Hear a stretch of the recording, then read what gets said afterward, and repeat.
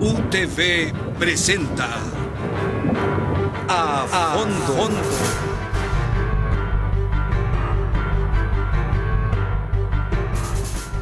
Estas que ven son imágenes sobre cultura en la UNA. De hecho, estas son imágenes del año Clementina, uno de los proyectos de este año.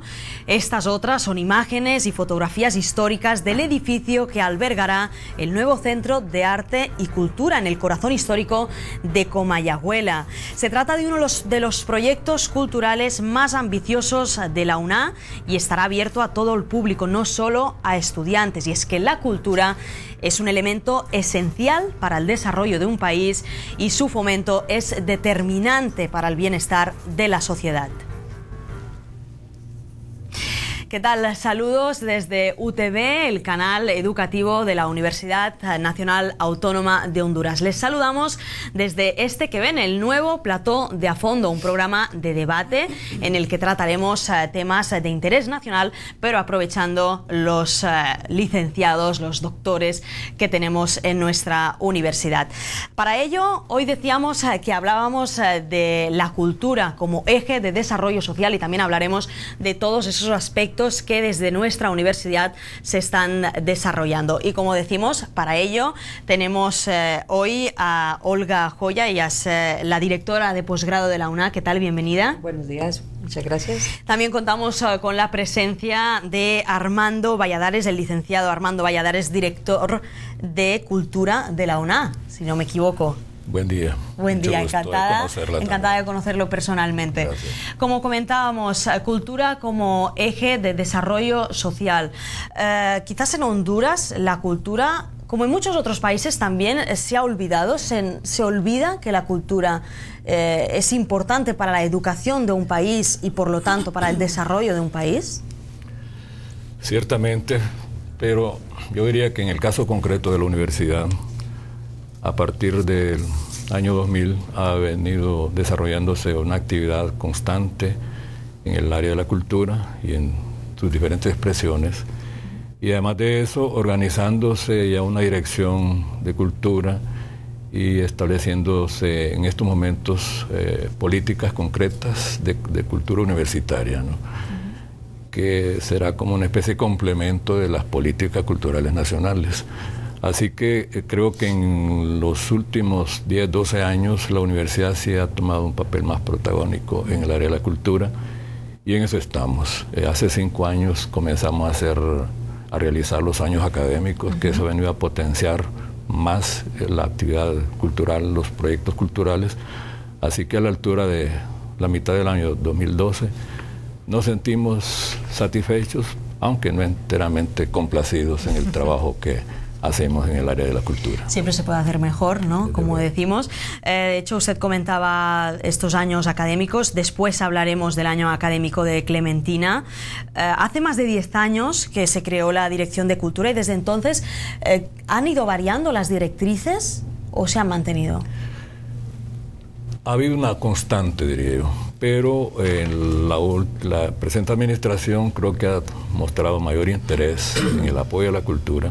Tanto así que en estos momentos estamos debatiendo en reuniones muy amplias y de distintas entidades de la universidad las políticas culturales de la universidad para volver más coherente tanto las actividades como los proyectos universitarios, porque ocurre, y esto creo que acaece en muchos lugares, que se establecen o se desarrollan actividades que chocan unas con otras en horarios, en lugares, pero eso está organizándose mejor. La Dirección de Cultura tiene actualmente, cuenta con un comité de apoyo de las actividades culturales en donde nos reunimos periódicamente los miércoles y ahí establecemos proyectos, actividades en concordancia con la Vicerrectoría Académica de la cual depende la Dirección de Cultura. Claro, estamos hablando de que la UNA es un centro inmenso. Es normal que quizás en algunos momentos se choquen algunas actividades con otras. Y es que incluso antes lo hablábamos, la cultura es la identidad de un país, por lo tanto no solo son expresiones artísticas o plásticas, sino que también estamos hablando de desarrollo científico, estamos hablando de publicación de literatura, gastronomía, danza, de todo. es un campo muy amplio. Y yo creo que la universidad se ha ido empoderando de ese quehacer de la cultura, de la importancia que significa promover y fomentar la cultura. Y al mismo tiempo la universidad está colaborando en estos momentos en el desarrollo de la ley de fomento a la cultura de la Secretaría de Cultura, y la universidad está brindando su aporte para que haya concordancia entre las políticas culturales del país y las expresamente de la universidad. Antes comentaba este interés por la rectoría de impulsar todos los proyectos de cultura de la UNA, y por lo que respecta a los estudiantes, ¿hay interés de los estudiantes por todas estas actividades que se organizan? Parece mentira, pero en la medida en que una actividad se desarrolla y se va trabajando muy bien, también hay una respuesta muy favorable a los estudiantes. Hemos tenido eventos específicos, le podría decir, por ejemplo, en Juticalpa celebramos hace unos días los 110 años de Clementina Suárez, y la Casa de la Cultura resultó realmente insuficiente para aquel número de gente que llegó, sobre todo estudiantes, con la peculiaridad que de la hora que empezó el evento hasta que terminó, esa gente estuvo sentada sin moverse y atendiendo cada una de las actividades que se desarrollaron. Así que depende también de la institución crear ese ambiente de entusiasmo y de interés para los estudiantes. Además comentaba Juticalpa, debemos recordar que la UNA a veces nos pasa esto con todas las grandes instituciones, no solo Tegucigalpa, son todos los centros regionales que tiene la universidad, y supongo que allí también se organizan actividades, también se plantean conciertos, exposiciones, publicaciones. Sí, realmente en todos los centros regionales. Le doy el ejemplo de Juticalpa, que es el más reciente, ¿no? Pero los años académicos los hacemos móviles, y hemos encontrado también recepción grande en cualquiera de los centros, en Comayagua, en Choluteca, en Santa Rosa de Copán, quizás unos más desarrollados que otros, y justamente para motivar ese entusiasmo que hemos encontrado en los últimos años, estamos preparando un encuentro de gestores culturales universitarios, tanto de aquí de la ciudad universitaria como de los centros regionales, para armonizar criterios, para organizar la agenda cultural de la universidad, y que todo marche de consumo, para que la imagen de la institución y estas actividades y proyectos se manifiesten tanto en lo interno como en el entorno de nuestra universidad. Nosotros empezábamos en el inicio de A Fondo enseñando unas imágenes históricas del Centro de Arte y Cultural. Como comentábamos, es uno de los proyectos más ambiciosos que tiene en estos momentos la UNA. Licenciada Joya, no sé si nos podría dar un poco de detalle de en qué situación están ahora mismo estas obras de recuperación del edificio y cuándo va a estar listo. Bueno, el edificio se comenzó a trabajar en su restauración alrededor de un año allá.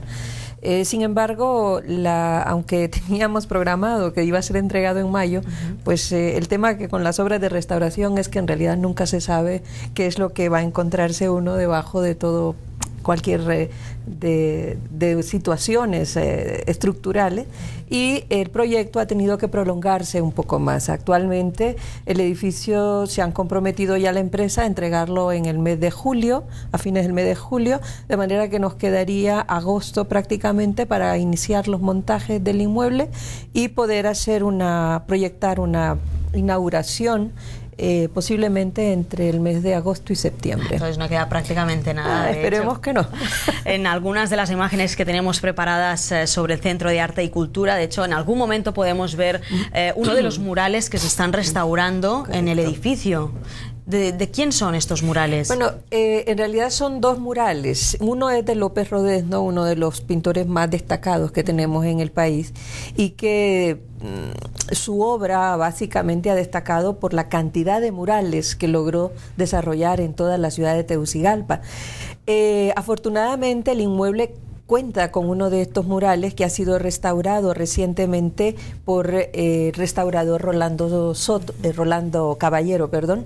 Rolando Caballero lo ha restaurado, y hay otro mural que se encuentra en la misma habitación, que es de un alumno de López Rodezno, pero que no está firmado. Entonces no sabemos de cuál de todos sus alumnos. Pero el mural también se ha restaurado y será entregado el próximo día martes, ya los dos murales completamente restaurados. No sé si incluso mejor, ¿no?, que no tenga firma, porque así representa a todos los estudiantes. Claro, que tuvo. Toda una comunidad que estuvo alrededor de López Rodezno. Además, es curioso el hecho de que es un edificio que antes de recuperarse ahora mismo con estas obras de restauración estaba abandonado. Bueno, el inmueble estuvo durante muchos años abandonado, sobre todo después del huracán Mitch. Pero la verdad es que el inmueble tiene una historia hasta cierto punto trágica. El inmueble es de los años 30, era un hotel, un viejo hotel de Tegucigalpa. Y después de ser durante muchos años hotel, pasó a ser propiedad de la Universidad Nacional. La Universidad Nacional en ese inmueble desarrolló algunos de sus espacios protagónicos más destacados, como fue el tema de la autonomía universitaria. Tenemos algunas fotografías que serán expuestas después en su momento en el inmueble sobre cómo estos grupos de estudiantes y de académicos que estaban presionando por lograr la conquista de la autonomía, desarrollaron varias actividades en esa sede de la universidad, y posteriormente el edificio fue sede del Ministerio del Trabajo durante muchos años, y posteriormente fue abandonado. Fue devuelto a la universidad, pero el edificio cayó en abandono. Y bueno, lo que me refería con lo dramático del inmueble es que los distintos usos que tuvo históricamente facilitaron una serie de intervenciones que lo fueron desfigurando mucho, de manera que el proceso de recuperación, de restauración del inmueble ha sido lento, costoso, pero creo que finalmente le estamos devolviendo su mejor cara noble, ¿verdad?, que ha tenido como un inmueble propio de la época de su construcción, que es del periodo del Art Deco, y que en Tegucigalpa, aunque no tuvo mucho ascendiente realmente, pero sí es uno de los pocos ejemplos que tenemos de Art Deco en la ciudad, que aunque se fue desfigurando, sin embargo todavía hemos podido recuperar algo de ello. Y además forma parte, por lo que tengo entendido, de un proceso de restauración en general de todo el centro histórico de Comayagüela. Bueno, por lo pronto se está trabajando junto con la alcaldía municipal en lograr recuperar un espacio alrededor de la plaza, porque hay que recordar que el espacio que está alrededor del Centro de Arte y Cultura es un espacio muy noble donde estaba el centro de la vida de Comayagüela desde la época colonial. Entonces tenemos ahí no solo el convento y la iglesia, ahora ¿verdad?, estamos que viendo es de los el mural, sí, el famoso mural del que hablábamos. Así es. Ajá. Y no solo está la iglesia y el convento de la Inmaculada, sino que también está también el centro de la Escuela de Bellas Artes, que es un hermoso edificio de la época republicana, pero muy hermoso, que es propiedad de la alcaldía municipal, y en el que hemos estado, pues la rectora tiene planes de entrar en comunicación con los propietarios, que es la alcaldía, ¿verdad?, para ver si podemos hacer un proyecto más amplio que pueda involucrar a la Escuela de Bellas Artes en ese proceso de restauración. Y además debemos recordar que el Centro de Arte y Cultura no solo va a ser un centro dedicado a los estudiantes, es un espacio abierto a todo el mundo. Es un espacio abierto a todo el mundo y pretende tener no solo espacios museables para toda la población, sino que también pretende tener ser un espacio de vinculación con los distintos grupos sociales que habitan Comayagüela. Comayagüela es una ciudad que se ha venido deteriorando históricamente. Hay que recordar que el pasado histórico de esta ciudad pesa mucho sobre las características físicas que tiene. O sea, hay que recordar que Comayagüela era un pueblo de indios en la época colonial, y el ser pueblo de indios ya de por sí definía un espacio marginal a la ciudad de Tegucigalpa, que era el centro importante donde estaban establecidas los poderes del Estado. Sin embargo, la ciudad tiene y ha desarrollado una gran cantidad de espacios que representan en definitiva en muchas ocasiones la vida paralela de la ciudad de Tegucigalpa, como por ejemplo ser el centro de los mercados. Los mercados representan la vida de una ciudad, y en el caso, por ejemplo, la ciudad de Comayagüela es una ciudad que ha desarrollado una actividad en el mercado que es muy diversa, muy prolífica, y que representa en definitiva la cultura popular tradicional. Hay que acordarse que estamos hablando no solo de arte, sino que estamos hablando de cultura popular tradicional, insistiendo, que es la vida de la gente. Insistiendo en este concepto de que la cultura, recordemos, no solo son expresiones artísticas, sino que es el día a día, la manera de hacer, de pensar, de hablar. Cultura es casi todo. Exactamente. Antes comentábamos que el Centro de Arte y Cultura va a ser un centro abierto a todo el mundo. Supongo que las actividades que se hacen en la UNA también son abiertas al público, ¿o solo se dirigen a personal y estudiantes de la universidad?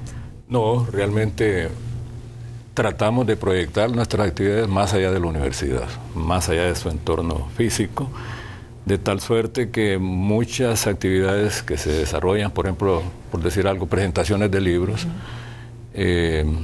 nos sirve para mantener comunicación con escritores, con artistas, con creadores, de manera que eso nos hace proyectarnos más allá de nuestra universidad, aun cuando desde luego el grueso quizás de sus públicos sea gente de la universidad, ¿no? Pero sí nos proyectamos en la medida de lo posible hacia los entornos de Ciudad Universitaria y de los centros regionales. Precisamente comentaba presentaciones de libros. Uno de los puntos más fuertes, podríamos decir, desde la Dirección de Cultura de la UNA, es esta gran publicación de libros, de investigaciones, de folletos, incluso informativos, toda esta gran masa de cultura que se plasma a través de esta publicación. Sí, por ejemplo, acabamos de presentar, ahora un mes, las memorias de uno de los poetas fundamentales de contemporáneos de Honduras, como es Pompeyo del Valle, una figura muy conocida. Y tenemos en proyecto la presentación de otras obras de interés, no solo universitario, sino también nacional, porque por mandato constitucional y por lo que la ley orgánica nos manda, tenemos que proyectarnos, no solo fomentando la cultura, sino apoyando a los cultores de las letras, y tenemos así distintas actividades que nos involucra con el sector cultural del país. Otra de las importantes iniciativas que se han puesto en marcha desde la UNA ha sido dedicar el año académico a una persona relevante en el mundo de la cultura en Honduras. Este año ha tocado a Clementina Suárez. ¿Por qué a Clementina? Sé que desde aquí lo sabemos, nosotros todos lo sabemos, pero quizás hay gente que nos está viendo que todavía no sabe por qué estamos celebrando el año de Clementina Suárez. Permítame un antecedente. Hace 5 años establecimos la conveniencia de crear los años académicos con el nombre de alguna figura importante.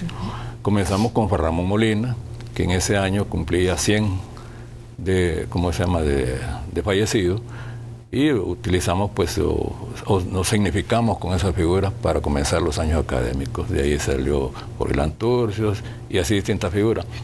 Pero hemos tratado también de destacar el papel de la mujer hondureña, porque dentro de ese aspecto machista que hemos tenido de alguna manera, a veces solo nos acordamos de los valores masculinos y marginamos el aporte de las mujeres. De tal manera que antes de Clementina celebramos el año académico Visitación Padilla, otra figura importante de la historia del país, no solo en las letras, en el magisterio, sino en las luchas sociales por la reivindicación de la mujer. Y en el caso de Clementina, porque es en el campo de la literatura una figura realmente importante, Es decir, leer y estudiar la obra de Clementina es conocer parte de las letras hondureñas. Y además de eso, Clementina fue una mujer que rompió esquemas, una mujer que fue luchando contra los prejuicios de la época, una mujer que en muchas ocasiones fue hasta malentendida su papel, quizás a veces duro, porque duro el ambiente en que ella le tocó vivir, pero logró realmente un trabajo literario y un trabajo social realmente impresionante. De ahí que lo menos que puede hacer la universidad es recordar su figura. Estamos en el proyecto de recopilar toda su obra literaria. Creo que la editorial universitaria está en ese campo. Y por nuestro lado estamos organizando distintas actividades bajo el alero de Clementina Suárez. De hecho, en estos momentos estábamos viendo muchas de las pinturas, de las imágenes que se hicieron de Clementina Suárez en todas las etapas prácticamente de su vida. Se convirtió prácticamente en un icono fetiche de los pintores latinoamericanos. Sí, ella, por una parte ella le encantaba que la pintaran. Y como tenía, eso de mucho, ¿no? Y además era no solamente escritora, sino también promotora del arte pictórico. Ella creó en galerías en El Salvador, en México, anduvo con pinturas y por toda Centroamérica y el Caribe, y aquí estableció la Galería Clementina Suárez. Así que esa vinculación con los artistas implicó pues que posara para ellos y para artistas consagrados, mexicanos, del Caribe, de Chile, etcétera, y de Honduras, desde luego. Así que al criterio de una maestra universitaria, es quizás la hondureña más pintada, no solo en Honduras, sino en el mundo. No lo pongo en duda. Licenciada Joya, ¿usted también cree lo que comentaba ahora mismo el licenciado Valladares, del hecho de que quizás no se fomenta suficiente la figura de la mujer o esta figura femenina en el mundo de la cultura? No, históricamente la mujer sí ha tenido un papel más marginal dentro de la historia, que es una historia que ha sido escrita fundamentalmente por hombres, y eso explica en parte el fenómeno, ¿no?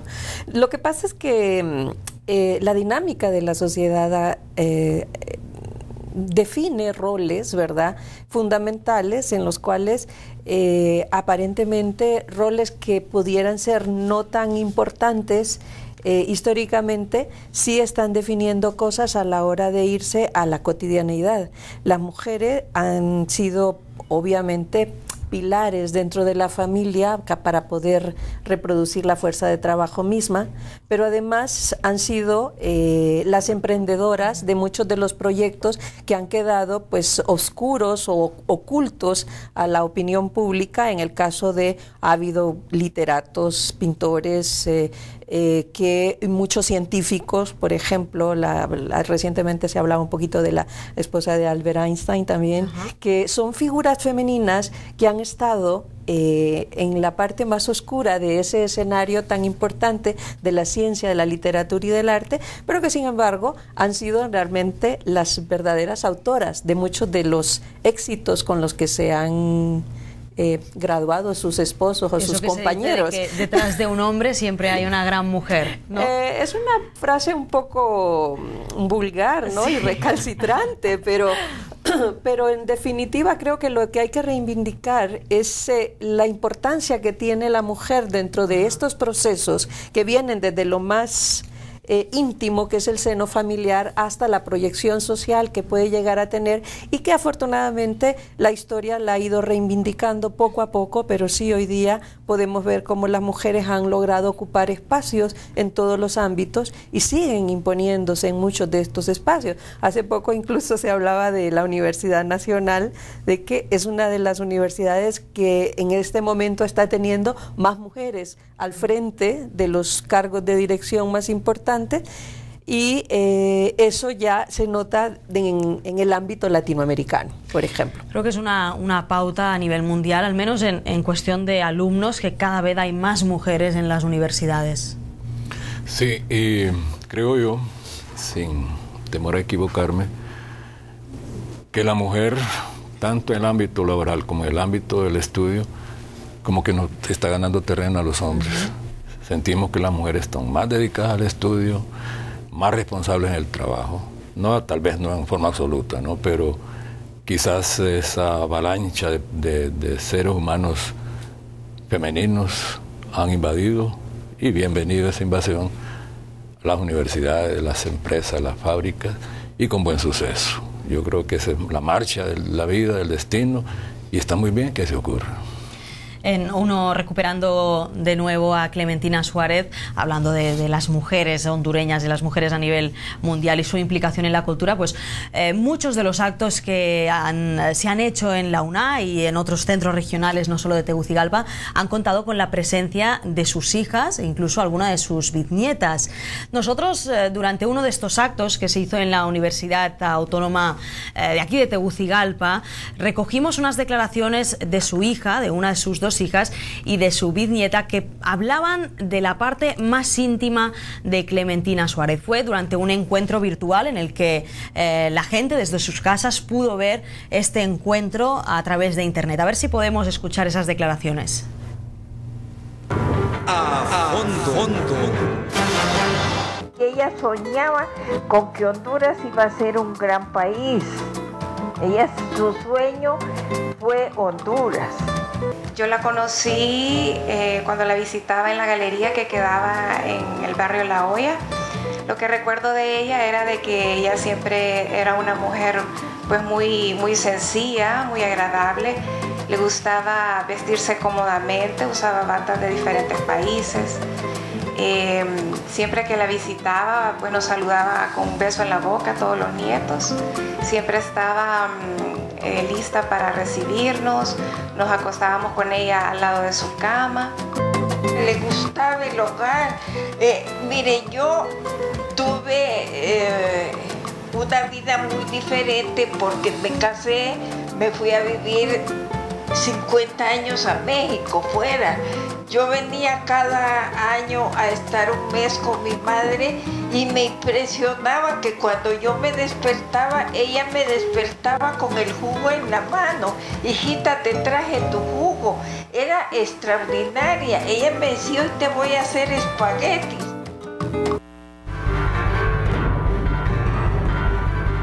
Última anécdota, ¿no?, que comentábamos de te voy a hacer espaguetis, era un poco el ejemplo de que detrás de esa figura que todo el mundo conocía de Clementina, la poeta, también había una madre. No sé si ustedes lo sabrán mejor que yo, en las escuelas se conocen suficiente a los poetas o a los literatos hondureños y en especial a Clementina Suárez.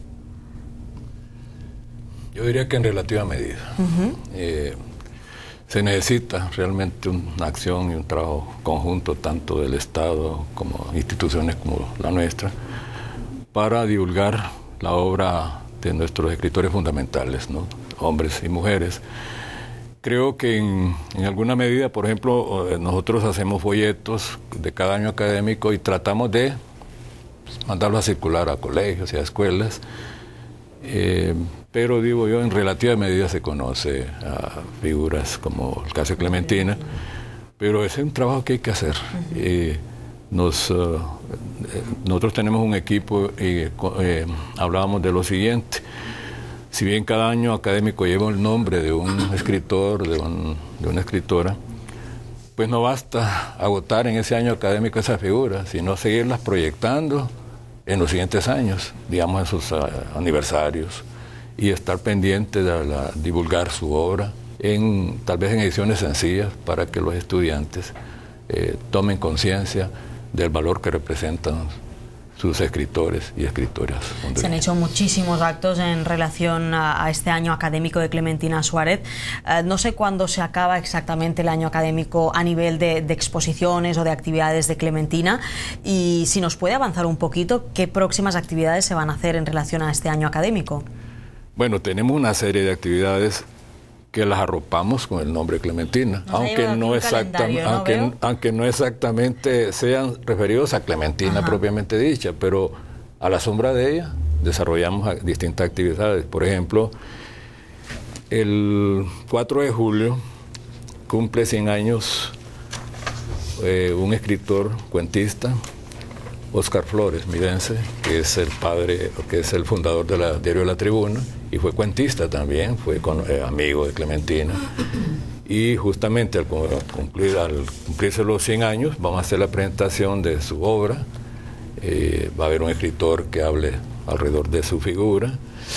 Ese mismo mes de julio tenemos la presentación de un libro que se llama Introducción a la Historia del Turismo en Honduras, una obra realmente interesante, hecha por una hondureña, y vamos englobando y uniendo todas esas actividades alrededor de la figura de Clementina. Tenemos, por ejemplo, un proyecto que es el de crear el himno universitario, porque casi todas las universidades tienen su propio himno, su propia expresión, su contenido, ¿no? Nosotros carecemos de él y queremos que a la sombra de Clementina convocaran un concurso a nivel estudiantil y quizás a nivel general para la letra y música de nuestro himno universitario. Y la clausura del año académico se hace generalmente a finales del año académico. Va a coincidir la clausura con la fecha del fallecimiento trágico de Clementina, ocurrido en diciembre, con un acto especial. Estamos trabajando con los Rotarios de Tegucigalpa Sur, que son los que recibieron la donación de su obra pictórica. Los mejores cuadros de Clementina están en esta organización, y con ellos estamos trabajando conjuntamente actividades siempre alusivas a Clementina o bajo la sombra de ella. Por lo tanto, desde aquí, desde UTV, desde el programa A Fondo, anunciamos esta futura convocatoria para escribir el himno de la Universidad Nacional Autónoma de Honduras. Hablando de concursos, también querríamos aprovechar la ocasión de hablar de la tercera Bienal. Hacía muchísimos años que no se convocaba aquí en Honduras una Bienal, y la UNA recupera este concurso. Sí, esa ha sido parte de un proceso de deterioro que hubo en su momento en la universidad. Sin embargo, la rectora de la universidad, doña Julieta Castellanos, ha tomado una decisión bien clara de retomar todos aquellos espacios que la universidad había perdido por distintas circunstancias. Hay que recordar que la universidad ha pasado por distintos momentos, crisis, situaciones que van desde lo político hasta procesos de deterioro o procesos de reforma, ¿verdad?, en que lo académico ha estado teniendo que batallar con los problemas políticos y sociales que se han dado en el país. Pero definitivamente la tercera Bienal se está convocando con el fin de que la universidad recupere todos esos espacios orientados a la promoción de la plástica, de los jóvenes creadores nacionales y extranjeros que estén en la disposición de presentar sus obras a la Bienal. De hecho, estamos viendo aquí estas bases del concurso.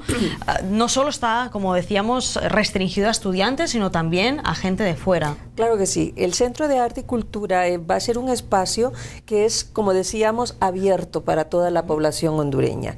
Abierto para la población hondureña es que va a tener servicio en todos sus espacios, ya sean los museables o en los espacios de talleres que van a ser para la población de las distintas edades, no solo para grupos de niños en la zona, ¿verdad?, que hay varias escuelitas que están alrededor donde se les va a prestar atención también a los críos para poder iniciarlos en los temas de apreciación, ¿verdad?, de obra, pero también en la recuperación de la imagen de la ciudad que tienen. También van a haber algunos proyectos orientados a los jóvenes que están en riesgo social, que se van a desarrollar algunos proyectos importantes en teatro, en danza, en música. También hay otro proyecto importantísimo que creo que va a venir también a impulsar el tema de la plástica en Honduras, y es aparte de la Bienal, la rectora de la universidad tiene la idea de tratar de consolidar junto a la Escuela Nacional de Bellas Artes una escuela de restauradores. Precisamente la Escuela de Restauradores es parte de una negociación que estamos iniciando en este momento con algunos de los espacios internacionales más destacados en este ámbito, como es, por ejemplo, la Escuela de Churubusco de México, que es una de las escuelas más importantes y donde se han formado la mayoría de nuestros restauradores, que son poquitos. Y precisamente porque son poquitos es que la rectora ha tomado esa iniciativa de, bueno, recuperar, ¿verdad?, este espacio para que sirva a la ciudad y al país, claro, para formar más restauradores. Claro. Pues hablando de restauradores, tenemos la ocasión también aquí en A Fondo de hablar de un proyecto, una iniciativa que quizás se conoce poco entre el alumnado, incluso en la gente de fuera en Tegucigalpa, que es la restauración en estos momentos de todo el patrimonio que ha tenido la UNA durante los últimos años, desde cuadros, pinturas, murales, etcétera, incluso objetos personales del padre Trino que se están restaurando en estos momentos. Sí, eso ya es una política de la universidad, recuperar esos valiosos elementos históricos, unos que están muy ligados a la universidad misma, y algunas donaciones que la universidad recibió en su momento y que actualmente pues están catalogándose, ubicándose en lugares adecuados, porque, por ejemplo, cuestiones mayas que tenía la universidad estaban realmente como abandonadas en un lugar inapropiado. Todo eso se está recuperando y mejorando pues la calidad y la presentación de ellos. Así que sí es una política ya en forma de recuperar incluso no solamente los valores patrimoniales que tenemos en la universidad, sino que, como se llama en el Paraninfo, donde funciona un museo pictórico, que tenemos también pinturas muy buenas, de mucha calidad y de valor histórico, que necesitan también irse restaurando. Y estamos en plática pues para hacer un trabajo conjunto y lograr pues restaurarlo definitivamente. Y todo este material, por ejemplo, del padre Trino, una vez se haya restaurado finalmente, creo que había un rosario, por ejemplo, algún objeto personal más de él. ¿Qué se va a hacer con ese material? ¿Se va a hacer alguna exposición permanente?